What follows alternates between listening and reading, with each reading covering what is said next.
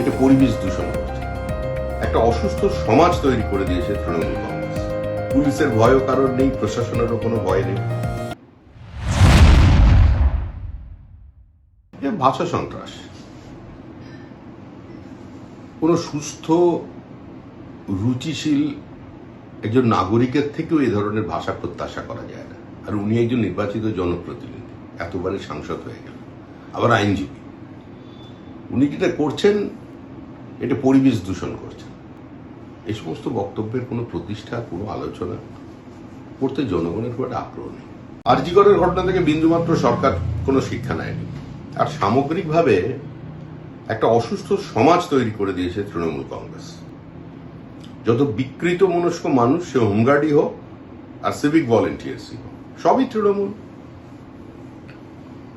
অধিকাংশই দুষ্কৃতী। তারা মনে করছে সরকারটা তাদের সরকার। পুলিশের ভয়ও কারণ নেই, প্রশাসনেরও কোনো ভয় নেই। সিসিটিভি ক্যামেরা সেটাও কাজ করে না, সরকারের কোনো নজরদারি নেই। সামগ্রিকভাবে তৃণমূল ক্ষমতায় থাকলে যে পরিস্থিতি হওয়ার কথা সেটাই হয়েছে। অত্যন্ত দুর্ভাগ্যজনক একটা ঘটনা, এর নিন্দা করার কোনো ভাষা নেই। এই মুহূর্তে তৃণমূল কংগ্রেসকে মানুষ যেভাবে নিয়েছে বা নিচ্ছে, তাহলে তৃণমূল কংগ্রেসের কে পদ পেল আর কে পেল না এটা নিয়ে জনমনে খুব একটা আগ্রহ নেই।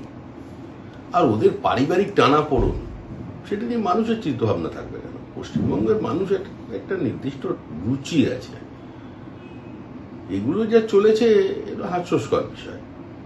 এ নিয়ে সংবাদ মাধ্যম একটু সন্ধ্যাবেলায় রাজনৈতিক রূপচর্চা করতে পারে, তার বেশি কিছু নয়।